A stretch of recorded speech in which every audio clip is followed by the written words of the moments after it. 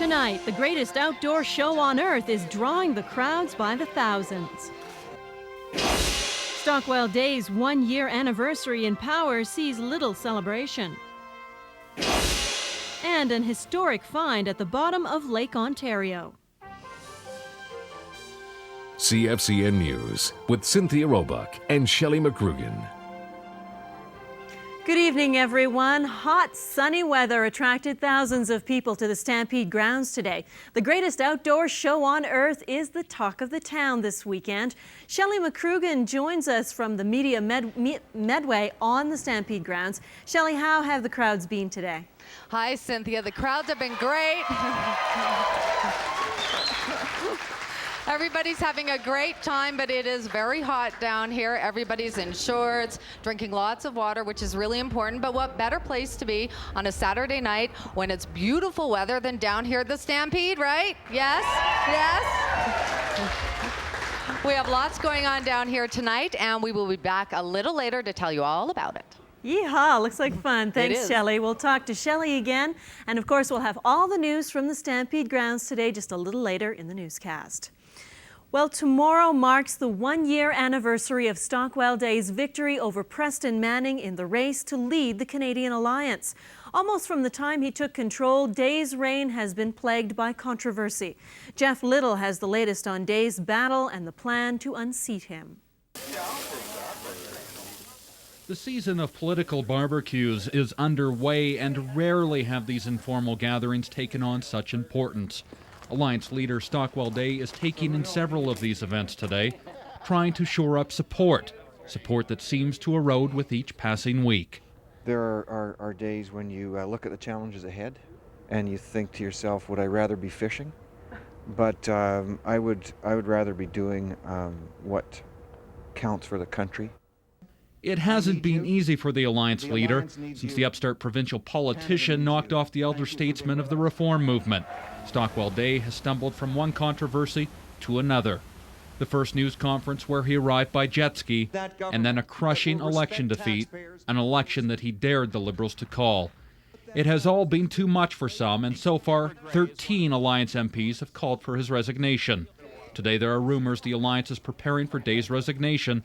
This Day loyalist denies any such plan is underway. There has been no discussion, there has been no approach made whatever, and there is no story here. Happy to let the Alliance die a slow death, the federal Liberals have been reluctant to gloat about the opposition's problems. But today, Justice Minister Anne McClellan is saying a Stockwell Day comeback is most unlikely. If you listen to what key people in the Alliance are saying, people like Deb Gray, Monty Solberg, Chuck Strahl, and others, I would have to say, based on their assessment, it's too late. Also facing questions about his leadership abilities, Progressive Conservative leader Joe Clark. He insists that he and his party are making an impact. We're up 50% over where we were in the election last year, but there is a point where we need to reach a critical mass before people will say, look, there's a real government out there that could be formed. The transition into federal politics has been even rougher than Stockwell Day or his harshest critics could have imagined. And while Day insists that he will survive, those same critics say that it's only a matter of when Day's time will run out. Jeff Little, CFCN News. A Canadian Alliance MP says the party should name an independent mediator to mend fences within the party's divided ranks. The National Post quotes Edmonton MP James Rajotte, who says somebody like a former party executive could act as a go-between. Sources indicate British Columbia MP Keith Martin has offered to mediate between Alliance leader Stockwell Day and the 13 dissidents who are calling for Day's resignation. The dissident's Gary Lunn has dismissed the idea, saying the party's future is not like a labor negotiation. A Calgary family is homeless after a bizarre series of events this week. Bonnie and Michael Hahn were supposed to move on June 30th, but their new home had been trashed by the former tenants. It wasn't fit to move into, and the Hahns had to store their belongings in a neighbor's garage. In the meantime, they've spent $1,000 on hotel rooms. Hahn says the landlord was going to give them a break and not charge them a damage deposit for this month. The new landlord was going to say because the the cleanup that he had to do and the repainting and stuff like that. He was going to pretty much give us most of the month of July free, if not all of it, you know, and we were going to paint the place and everything else. Han says the landlord is now demanding the rent and damage deposit up front, money they no longer have. They say they're desperately looking for somewhere else to live. Two people who beat up a Good Samaritan have turned themselves in to police. Trevor Anderson suffered a fractured skull, a broken rib, and had to have more than 50 stitches after being beaten by a group of people. Anderson went to the aid of a group of young girls being harassed by an older woman. After the incident, the older woman came back with a group of friends, and they severely beat Anderson. Two of the three people involved in the attack have turned themselves in. 26-year-old Heather Russell is charged with assault causing bodily harm. 24-year-old Gianpaolo Bellobono is charged with assault with a weapon and aggravated assault. Further charges are expected. Well, Vickie Chase is down at the Stampede, and it's a hot one, isn't it? You can use the word scorcher today, Cynthia. It is hot. We have a westerly wind right now, and that is nice because it's cooling you off just a little bit if you are outside. Gusting at times, though. We do have the winds gusting up to about 33 kilometers per hour at this point. And you know what? We have more of the same in the forecast as we head into the next couple of days. We have the potential to even get warmer for tomorrow with 30 degrees in the forecast. Now, how long will this hot weather last? Will it be with us all of Stampede? Well, I'll tell you about that in just a few minutes, Cynthia.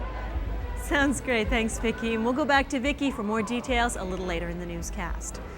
A second team of firefighters has been deployed to help battle the largest wildfire in British Columbia. The blaze has spread into White Swan Provincial Park, about 50 kilometers southeast of Invermere. Nearly 150 firefighters are now battling the flames. Air tankers have also been brought in to fight the fire from above. Mother Nature is working against the firefighters, though. The blaze was likely started by lightning, and now strong wind is keeping it fueled. Getting control of the lines and making sure it doesn't get any bigger than it is already. And I think with the air support that we've got and the good experienced ground crews, things are going pretty well. We seem to be getting a handle on it as long as the weather cooperates. The fire isn't threatening any homes, and there haven't been any injuries. At least 7 McDonald's restaurants were targeted by arsonists this morning. In just half an hour's time, 5 McDonald's in the Montreal area sounded the alarm. Small fires were burning in trash cans and garbage containers. Police were immediately dispatched to all 55 McDonald's in the area. They found and defused 2 more firebombs. The attacks come just days after one of Quebec's largest labor unions warned of pressure tactics against the fast food giant. Police won't speculate as to the motive for the attacks. Multinational drug companies operating in this country are being accused of not paying their fair share of taxes, and Revenue Canada wants its money. The federal agency accuses the companies of overpaying their foreign divisions for ingredients used in some of the drugs they make here in Canada. By doing that, the companies would be able to claim less taxable profit and therefore pay less to the government. In one example, Revenue Canada says a common anti-inflammatory was selling for just over $10 a gram, but the company was paying its foreign counterpart over $400 a gram. The drug companies are taking the case to court, and it could be years before there's any sort of resolution. A Toronto history buff thinks he may have found an incredible treasure just off the shores of Canada's largest city. Terry Howe says he's discovered the 200-year-old wreck of the warship Toronto. Howe set out to get the first video footage of the warship, which he believes sank off the Toronto Islands. I'm reasonably confident that's it. It would require diving on to verify it, and because we know it was like 50 feet by 19. And that would appear, that's about what we found there. This would be the oldest man-made artifact anywhere around here. The warship was built in 1799. There were no roads in Toronto, or York as it was known then, and the ship was used to ferry government officials. Howes has been interested in the ship for nearly 10 years when he first spotted it on aerial photographs. He would like the vessel to be salvaged and put on display in a museum. While wild weather is racking several parts of the world, the cleanup is on after storms in France, China, and the U.S. A Florida child is in critical condition after a shark attack, and Spain celebrated the annual running of the bulls. We're back after this.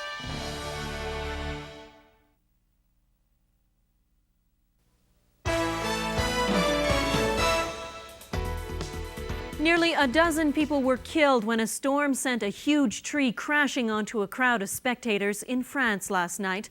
The victims were attending a concert at a chateau in the suburbs of Strasbourg when high winds suddenly ripped through the area.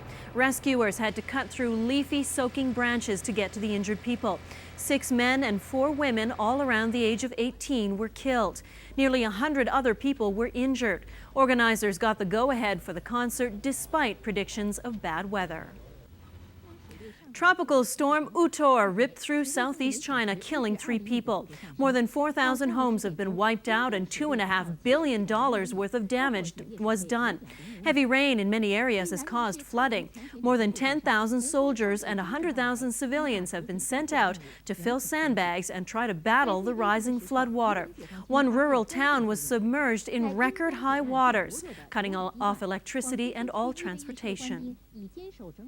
And people in South Carolina are cleaning up the mess and repairing the damage left behind by a tornado. A twister plowed through the area yesterday afternoon, the result of a thunderstorm that collided with warm sea breeze. Steve Litz has the latest. Oh no, look at it. It's mean, boy. Look at that.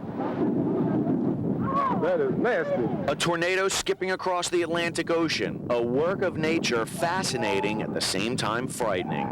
While some people were taking pictures, others were taking cover. Well, I was anxious to get away from it, yeah. Like Jeff Crisco. He was on his motorcycle. His wife was in her car next to him. I said, roll your window down, because she kept saying, what, you know, like I was. And I said, roll your window down. She stuck her head on. I said, look. And she looked up at that thing, and she said, whoa, man, let's get out of here. So we took off. When the sun came up this morning, parts of Myrtle Beach were trashed. Trees snapped like twigs. Hundreds of cars were damaged.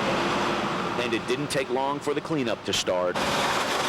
Debris was scooped up. Trees were cut up. The priority here today is to clean up. This is not an especially convenient time to have a tornado. We have about 400,000 people in town right now. Fortunately, the damage was confined to a small area. An 8-year-old boy is in critical condition after a shark attack in Florida. The boy was swimming at Pensacola Beach at around 8:30 last night when the shark attacked. The youngster had his arm torn off during the fight. The boy's uncle managed to wrestle the shark to shore afterwards, and a bystander pried the shark's mouth open and removed the boy's arm. A park ranger then shot the shark to death. On the way to hospital, the ambulance's police escort was involved in a collision, slowing the ambulance temporarily. Doctors were able to reattach the boy's arm after 14 hours of surgery. Once again, people took to the streets of Pamplona, Spain for the annual running of the bulls, and once again, several people were injured. The gates opened on the run, and a crowd of bulls and Spaniards took off for their frantic dash through the narrow cobblestone streets. The tradition began more than 400 years ago when some daredevils driving bulls to the bullfight decided to run alongside the black bulls instead. The bulls will be fought by professional matadors later in the day. Well, we've had a very, very hot day for people out in Stampede right now. Vickie, what sort of situation are we looking at down there? We are sweating. But look, I'm amazed at the energy here at our tent because, you know what, it is so hot. You just want to go, oh, but we still have lots of energy. Good for you guys. Good for sticking with us. You know what, we've had mainly sunny skies throughout the day today. Pretty obvious, isn't it? But as you look at the satellite imagery, look at this cloud cover making its way just in right across the divide. And what's happening, we have a number of disturbances up to the north, and those are moving in and bringing in some cloud, but we're just looking at a little bit of cloud. That will dissipate overnight tonight. That's not going to affect the temperature in the next little while at all. Look at this, 29 degrees here in Calgary, 31 for the Brooks area. We have 30 in Claresholm, a little bit cooler if you head west of the divide, but I mean cooler. Temperatures still in the mid-20s into the 30s. And then in Medicine Hat, 32 degrees, 30 Milk River, the same in Nanton. Speaks for itself when you see all of this red on the contour map. You know it is hot. It is going to stay hot, Cynthia. That's right, the map's all red because we're roasting. Thank you very much, Vickie. Stay with us. When we come back, we'll take you down to the Stampede grounds. Shelley MaKrugin has your Stampede news of the day.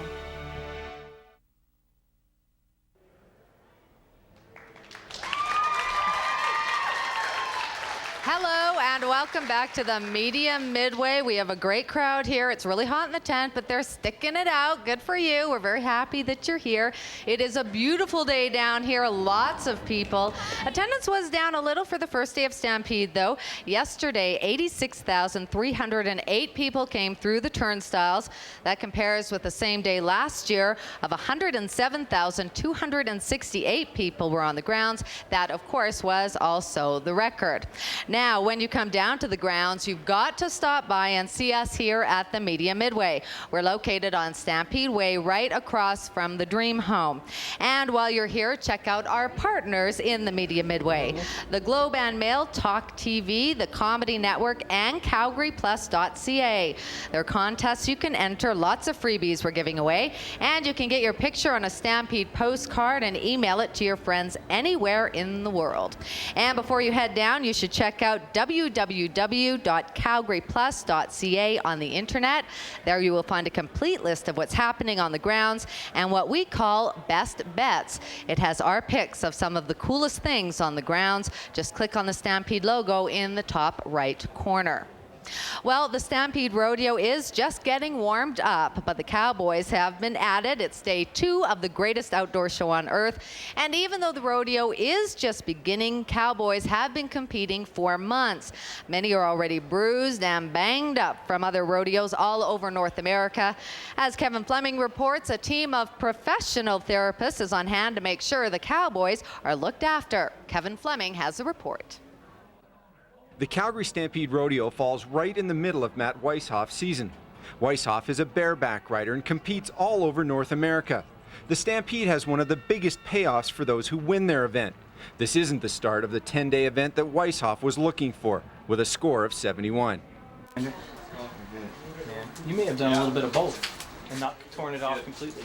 An hour and a half before his competition, Weishoff gets looked at by therapists with the Canadian Pro Rodeo Sports Medicine Team.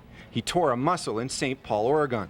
But these guys are priceless when it comes to, when you're on the road and you're gone and you don't have time to go see a doctor and you got to compete to make money, so they're there to just help you get along as good as they can. A lot of them are hurt at this time of the year because they've gone to so many rodeos, and this is a big crunch time for them to try to make enough money to get to the finals.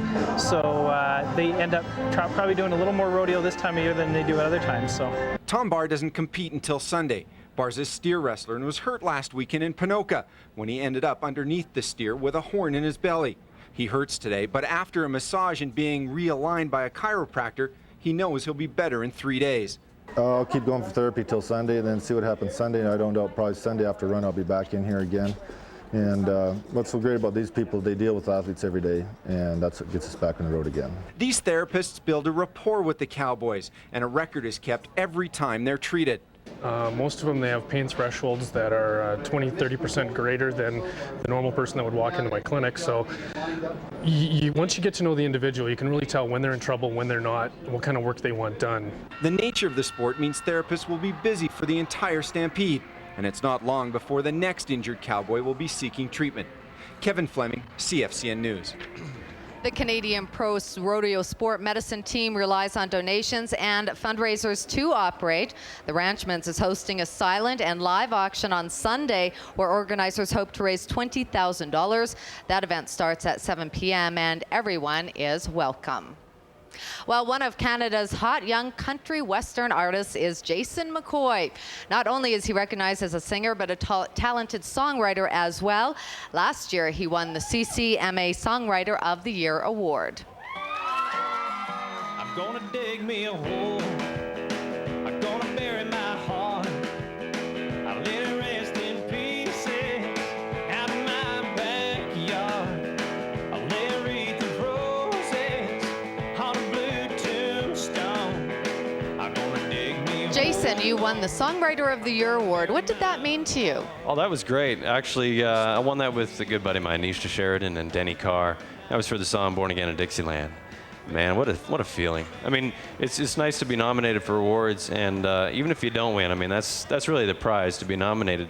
But when you actually get to win and pick up an award after being nominated with all these peers, you really can't describe it. It's pretty amazing. And what's it like being here at the Calgary Stampede? Calgary Stampede's awesome. Yeah. It's Very cool. Now, you are Yeah. performing here? Yeah, we're going to be at the Nashville North Tent. We've done that for quite a few years now, so it's always nice. We always look forward to this part of the summer where we get to come to the Stampede. I don't normally get a lot of time to hang here, but we got the chance to stay in town a couple of nights before the Stampede, so we get to soak up a bit of the atmosphere. You got the full flavor this We got it time. all. Yeah, it's awesome. So how has your music changed over the years? Because it has. Yeah, I think it's. I think my songwriting's been, it's been more mature over the last record. I've really found my voice. My last few records have been very contemporary, and I always had one or two songs on them that was very traditional, and that's where my voice really, finds itself at home. And I got the chance to go in and do the new record, Honky Tonk Sonatas, which was very traditional from top to bottom. And that was a good thing. I had Universal Music right behind me, and I got the chance to go in and cut 11, very traditional country songs. Yeah, tell us about that. That's your new album. Yeah, Honky Tonk Sonatas, man, it's doing great. And thank you very much for all the support. New single, Fix Anything's doing great for us. And actually, this record, Honky Tonk Sonatas, was just released in Australia. So, yeah, we're going to be going down to Australia in January to the Tamworth Festival. Oh, wow. And, yeah, it's going to be pretty cool. Great. Well, what's coming up for you next? Well, we're going to be doing the show tonight at Stampede. We've got a few things we're doing tomorrow morning. We're going to be doing a show at the Grandstand. And then we've got to head out of town, get back to Ontario and do some shows. Then we're back out from Ontario. Right. And then we're going to be back out to BC for some festivals and back in Alberta. And then we got to, I guess tune up for the theater season in the fall. Okay. Well, thank you very much. Have a great time. Thank you. And thank you. All right. Very cool. And it's a hot, hot day out there. Vickie Chase is joining us to tell us how hot it's going to be. Shelley, that is the big thing. How do you say hot in so many different ways? Because that's the one word we're going to be overusing over the next couple of days. We have talked about it already today, and that's how it is going to remain. Today, our high was 29 degrees. Normally, we're sitting at 23 degrees, so we're doing much better than the normals. We're well off the record of 33.9 back in 1896. So we'll get closer to breaking records into tomorrow. I'll have all the details after the commercial break. Welcome back. This is a hot day down here at the Stampede grounds, hey? And just a great group of people just sticking it out here with this nice warm weather that we're having. The warm weather is going to continue in the days ahead. Now, as you look around the tent, you can notice a lot of bare arms. Bare arms and bare legs. You know what?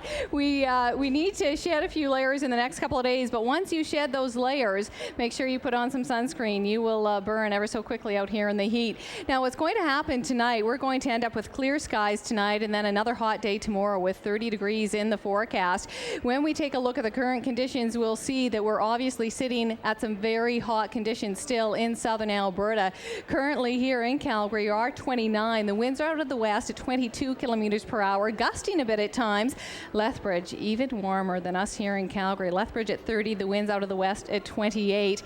The satellite imagery, well, this is it. What we're going to see here, we have not a lot of action right along the mountains, and what this is just returns when you see this screen. But I didn't know if you noticed right up along the top of the screen, there's been some localized shower activity in through the Rocky Mountain House area, and because of that, there's a number of disturbances that are moving through, and we're just watching that closely. We shouldn't see anything at all, just some cloud cover being pushed into our region. Now across Canada, look at all the red just south of the 49th here. These are hot, hot conditions. Temperatures 30 degrees or warmer. We're looking at 25 right now in Pincher Creek. We have 29 degrees in Regina. So the prairies all just experiencing some hot conditions. There's a little cold front that's going to move through eastern Canada, and that will cool them off a little bit. Now here's the forecaster. The forecaster is our crystal ball into the future. Watch the timeline go here, and you'll see that it wants to bring a little bit of cloud in along through the mountain parks, but otherwise, this is it. Clear skies. We don't have a lot to talk about other than the scorching hot conditions. The clear skies remain sunny conditions right through until tomorrow night. We really don't see a change in this forecast until we head into midweek when we have a little system that's going to move through and change things for us just ever so slightly. But then let's look look at what's going to happen up to the north. Cooler conditions because of a system up there. Talked about the disturbances that are pushing the cloud in through southern Alberta. Well, those disturbances moving through the northern part of the province, keeping temperatures at about seasonal values with 22 degrees. The central part of the country also enjoying temperatures probably about seasonal values, 26 in Red Deer, 22 in Edmonton. Similar situation for the mountain parks. It's down to the south where we are, Lethbridge, Medicine Hat, Calgary, even the East Kootenay region. We're looking at the high 20s, 30s, 29 for the East Kootenays, 32 once again in Medicine Hat. Get out the sprinkler. You're going to have to run through it and try to cool off over the next couple of days. Now, here we go. Tomorrow morning, 20 degrees. The winds will stay out of the southwest, and then by the afternoon, probably a west to a northwesterly flow. The breeze, once again, like this afternoon, will feel nice because it will cool you off just ever so slightly. 30 degrees, you'll need some cooling off. Let's go to that 5-day forecast. This is what everybody wants to know. I've had so many people go, Vickie, is it going to be hot through the end of Stampede? Look at this. Wednesday, a cold front wants to move through very quickly. We could hit 28 degrees if the cold front comes through earlier. We won't see the 28, but there's a chance of a thunder shower when that system does pass through. Now, we're going to be back in just a few minutes with Russ, Peake, and sports.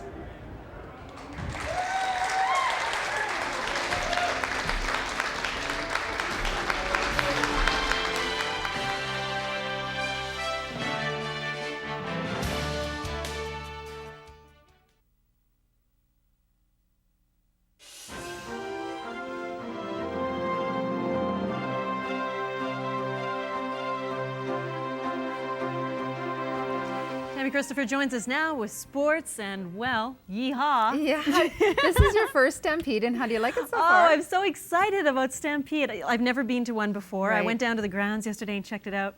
Yeah. It was super. You might have a bit of fun for the next 9 days. Yeah, until my nose starts peeling. And oh, yeah. Well, you know, it's Stampede time when everybody says howdy, and everybody's voices are a few octaves lower because there's been a little too much yee-hawing, if you know what I mean. Our Russ Peake knows all about Stampede, and he's our rodeo expert, and he joins us now from the Stampede grounds, which is basically where you will be living, I guess, for the next 9 days or so, eh, Russ? Yeah, kind of my home away from home, so to speak. But it's quite comfortable. Matter of fact, it's very warm. It's kind of like an oven in here in the Media Midway. Great afternoon for rodeo, though, and what a nice crowd, a big rodeo performance crowd in the afternoon at the Stampede infield. Let's take a look at some of the top rides and runs in the steer wrestling event. Greg Cassidy, the veteran from Donalda, was 5-7 here. He's the reigning Canadian steer wrestling champion. His son Curtis was out today. Curtis had a tough time, though, in 2 events. Greg got it done in steer wrestling. To bareback is Scott Johnson. He's from Justine, Texas, 86 here on the Calgary Stampede horse, Yodeling Matt. The high bareback mark in the first 2 days, this 86 recorded by Scott Johnson. He's in the top 10 in the world in both bareback and saddle bronc. To calf roping, and this is Tommy Guy from Albaline, Texas. He was 8-7 this afternoon, trying to beat Blair Burke's 8-5 yesterday. Didn't quite do it, but he got close with that 8-7. Chad Johnson of Del Bonita, Alberta, was a 9 flat. On to the saddle bronc event, and this is Gary Pipperton from Belt, Montana. He recorded 84 points here on a good Calgary Stampede bronc, a Cloud Gray. A bronc that through the years has taken a lot of cowboys to the pay window or put them in the dirt. Red Lemmel had an 85 yesterday, and Pipperton got close today with that 84, as did J.T. Robbins from Dillon, Montana. Big day for the Montanans in this event. He was 84 as well here on the Stampede's Zorro Bandit. Scott Johnson was 82 points, so Scott had a pretty good day in 2 events. To the ladies' barrel racing, Molly Swanson, Sims, Montana, but also a Canadian citizen, 17.61 this run. A very quick run for Molly. Jill Bestplug of Claresholm was 17.64. A couple of other Albertans who did well today in this event, Rayleigh Walter and Cheryl Danes, also down in that just under 18 range. To the bull riding, couple of good rides today, 88s. This is Scott Schiffner from Stettler. He's 13th in the world, recorded 88 points here on short circuit. And he was matched by Denny Golden. You'll see Denny's ride a little later on in the hour. That was my pick of the day, but what a ride and what a dismount for Scott Schiffner of Stettler, 88 points. Much more. We'll have the wagons and more Stampede Rodeo at 9 o'clock tonight from the grounds. Tammi? Okay, that's great. Thanks a lot, Russ. Russ, You and bet. we will have some chuck wagons a little later on in the show. But right now we're going to check in with the Toronto Blue Jays because they face the Montreal Expos today. And what a thriller. 32 hits, 17 runs, and we're going to show you the tying and winning run. Jays were up 8-5 in the bottom of the ninth. 2 on for Jose Vidro, and he nails this one over the wall in right center. His 11th home run of the season ties it up, even at 8. Moving to the bottom of the 11th, Tony Fernandez at the plate, bases loaded, and he brings in the winner, sending the ball to right field, scoring Mondesi. Jays win 9-8 in front of nearly 24,000 fans at Skydome. So the Jays cut a game off that Yankee lead. They trail by 11. Jays are 41-46. Expos 37-50, and they just have one more game before the All-Star break. Now, here at home, Little League playoffs continue all weekend at several ballparks throughout the city. There are 3 age groups, AAA, which are 9 and 10-year-olds, AA, 11-year-olds, and the majors, who are 12. Now we've got an inside the park home run here. What they're trying to determine is who will earn a trip to the Prairie Championships, which are in Lethbridge later this month. The defending AAA champions are Calgary West. The AA champs are also from Calgary West, and the defending major champions are from Fish Creek. It was a soggy day in London. Lots of rain and the delays practically wiped out the entire day schedule at Wimbledon. Former U.S. President Bill Clinton was there in the Royal Box. He's a tennis fan but describes his own tennis game as slow and inaccurate. The men's semifinal featuring Goran Ivanisevic against Tim Henman, and he is the fan favorite. This is the 5th set. Ivanisevic with a nice return for a winner. And their match, which was began yesterday, was put on hold twice today because of the rain. So officials finally decided to call it off, and they will try to get it in tomorrow. Ivanisevic leads 3-2 in the 5th set. The women's final was also supposed to be played today, but that has been moved to tomorrow, and the final will feature defending champion Venus Williams up against Justine Henin. The men's final goes Monday now. Patrick Rafter facing either Ivanisevic or Henman. It's been nearly 5 months since popular NASCAR driver Dale Earnhardt was killed in a race at Daytona. The drivers have returned to Daytona Beach for the first time since Earnhardt's death to race in the Pepsi 400. There have been 4 deaths in NASCAR in the last 14 months. Obviously, driver safety continues to be a major concern. Adam Petty, Kenny Irwin, Tony Roper, Dale Earnhardt.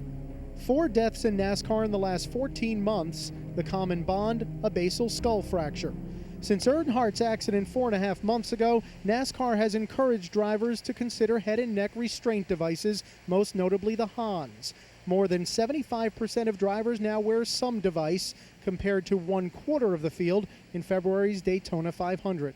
I mean, the drivers are working together where, before it was almost taboo to go look closely at someone's race car and the inside of their race car. Now, you find a driver saying, hey man, I found something that really works great. Come over here and take a look at it. This week, NASCAR mandated an alteration that is the direct result of head and neck safety devices, calling for a minimum 17-inch high driver's window that will accommodate a quick exit while wearing a device. However, NASCAR still won't mandate the device itself. Anytime you fix one problem, you usually dig up another problem or two.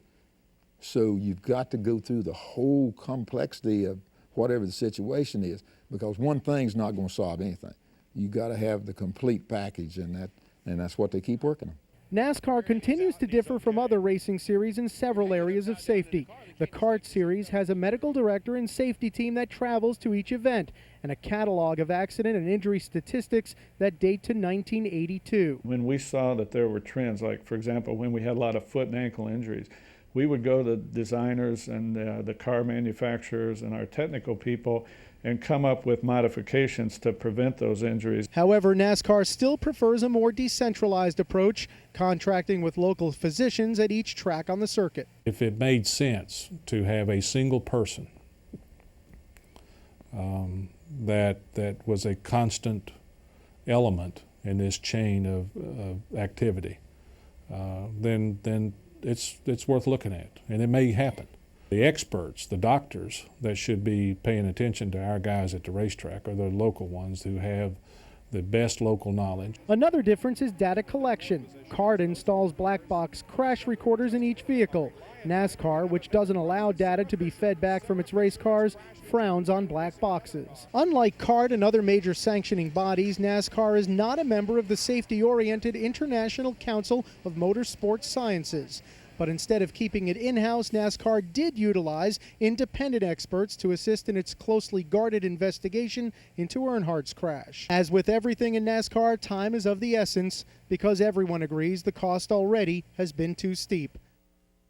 Back to the chuck wagons, and they call Kelly Sutherland the king, and he is not about to give up that crown of his. Kelly is the defending Rangeland Derby chuck wagon champion, and last night he let everyone know he is still the one to beat. Sutherland had the fastest time on opening night. It happened in heat number 8, and with the call here is Joe Carberry. And they're off. Good even start. Here they come. The king of number 1 gets the inside. Sinclair takes the middle, is then racing second. Luke Tournier will be third, and Neil Walgenbaugh. And there they go around the turn and down the back stretch. It's a familiar sight. The King Kelly has got the lead, but there's another yellow canvas right in behind him, and that is Huey Sinclair, and Huey is closing ground. He's coming up alongside. He's cut the lead down. It's only a half a length now. Kelly on the rail, Huey's on the outside. They're almost wheel to wheel. The other 2 wagons are in behind. What a finish you're gonna have. 2 yellow canvases, 2 champions. Here they come. Kelly Sutherland, Hugh Sinclair. Down the lane they roar. Mid-stretch, Hugh Sinclair on the outside. I think he's caught up. Heading for the wire. Here they are. Huey Sinclair. And Kelly Sutherland, of course, wins the heat, records the fastest time at 1:14.93, and this is how it looks overall after one night. Jason Glass was close behind in second, followed by Tyler Helmig and Mike Vegan. Catch tonight's chuck wagon action at 9 o'clock right here on CFCN, and you were impressed with that, weren't you? I was scared. I was like, they're going to go over because, you know, it's so dangerous for the horses and everything. It's so exciting to be right down on the rail to watch that. I have to go. Now, every night during Stampede, we're going to close out the show here with a quick feature called Peake's Picks, and that's because Russ knows a good performance when he sees one. So we're done from up here for now. That's right, we're done, but we still have lots and lots of stuff. We have the rest of this hour to show you tonight. We're going to have lots more coming up later tonight as well. So let's take a look now at Peake's Pick. For Peaker's Pick, we go to the bull riding on day 2. Unlike the opening day, we had 7 qualified rides, this time 4 in the 80s. And here's one of them, Denny Golden of Mayerthorpe, 88 points on Maniac. That gave him a tie for the best bull ride of the performance. He's a former Canadian boys steer riding champ, finished just out of the top 10, missed the CFR last year, but he had a tie with Scott Schiffner for the best of the day and the Stampede thus far.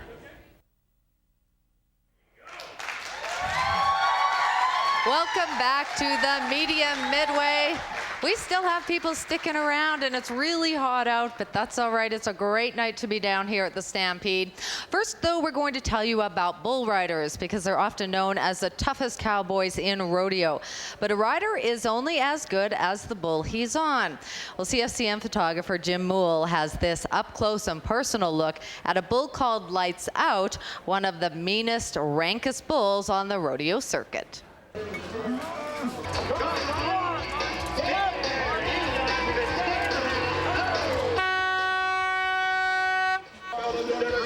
He thinks he's a lot bigger than what he is. He's only 1,300 pounds, but he thinks he weighs 2,000 pounds, and he figures that he don't know even when he gets rode, he still thinks he's a champion because he's going to go after the guy and he's going to even the score after the 8 seconds is over if they make it that far, right? Got a Gerlitz bull. Good bull here, Lights Out, and is this the one to have? This little bull is going to go 2 or 3 jumps and spin to the right. Here he goes. Little bull jumps, just cranks it back to the right, falls and stumbles, gets pulled into his hand, and back to the left.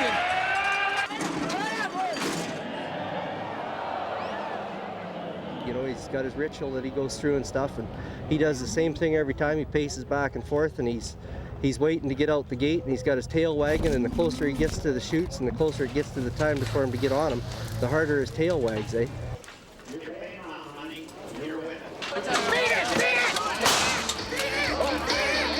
I was excited to have him. I've always wanted to have him from the good things I've heard about him. So I was pretty happy when I knew I drew him.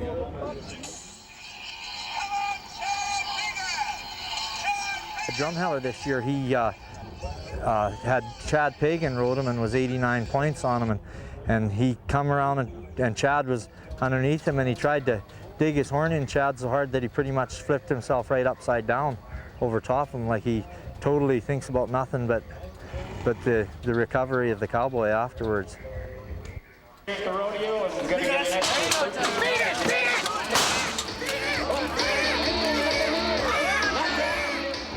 I was just so happy, you know, an opportunity to get on a bull like that, it puts a few more notches in your belt, you know. It's not every day that you get to get on something as rank as he is. And you can catch the Bulls and the Cowboys in action every night at the Grandstand. One of the more traditional exhibits in the Calgary Stampede can be found in the Roundup Center. That's the home of the Western Showcase and Creative Arts and Crafts Show. Thousands of people have entered homemade crafts in this year's show. Everything from woodworking, needlepoint, dolls, clothing, and cake decorating. Entrants come from all over the world, and winners are recognized internationally. Every item entered into the show is exhibited, and judges spend Thursday and Friday evaluating the work. There are categories for crafters as young as 12 and a seniors division. Organizers say this is one of the most popular areas on the grounds. The needlepoint item was judged best in the show. It's actually a reproduction by Susan Carpenter of a 1664 sampler from Britain. And the original sampler was completed 2 years later, and coincidentally, it took her 2 years to make this. We cover the gamut from stitchery, painting, decorative painting, sewing, quilting. It's all here. The Creative Arts and Crafts Show can be found in Hall D of the Roundup Center. It's in the far northwest corner of the grounds. Well, toes were tapping and flapjacks were flying at Chinook Center this morning. The mall hosted its 41st annual Stampede Breakfast. The lineup started early this morning as thousands of people awaited a free plate of breakfast. Then, with some food in their bellies, they enjoyed some live music from country stars like Adam Gregory, John Landry, and the Good Brothers. The Chinook Center Breakfast is one of the biggest in the city every year. Last year, it won the Guinness record of world's largest cooked breakfast. And another big off-grounds event took place at the Alizar Shrine Temple this afternoon. It was the 12th annual Doggy Do Rodeo. Great job. Here they go now, do it in there. Come on, get it down there. Cut it out. Cowboys and cowgirls tried their hand at a number of different events, some true to the rodeo traditions and some a little more unorthodox.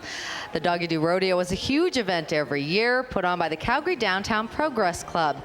This year it was another sellout with more than 1,200 tickets sold.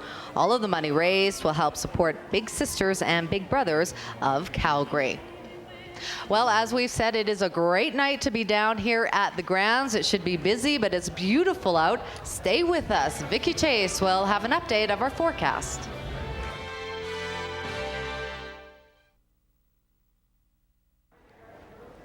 Welcome back to the Media Midway. Vickie Chase is joining me now, and well, it's just darn hot, Vickie. Yes, that's the best way to say it, Shelley, without getting into much detail on that. It is hot. We've lost a degree, actually, from the last hour. We're down to 28, but it's nice because even though the westerly winds are gusting a little bit, they create that breeze and are cooling everyone off. Yes, but a hot day tomorrow once again. Great. Okay, thank you very much. Well, throughout the next week, we will bring you a look at the new Artist Showcase, and that features Western Canada's young rising stars. Tonight, we show you a trio aged 8, 10, and 12. They're named Alexandria, Alicia, and Andrea, and they're from Stony Plain, Alberta. Have a great night. We'll see you at 11:30. I want to ride through the plains and the desert, out west of the Great Divide. I want to hear the coyotes howling where the sun sets in the west. I want to be a cowboy sweetheart, the life I love the best. Ah-dee-da-lee-ho, ah-dee-da-lee-ho, ah-dee-da-lee, ho-da-lee, ho-da-lee. Ah-dee-da-lee-ho, ah-dee-da-lee-ho, lee. I want to ride old paint, going on the run. I want to feel the wind in my face. 1,000 miles smiles from old city lights, going at a cowhand space. I wanna pillow my head near the sleeping herd while the moon shines down from above. I wanna strum my guitar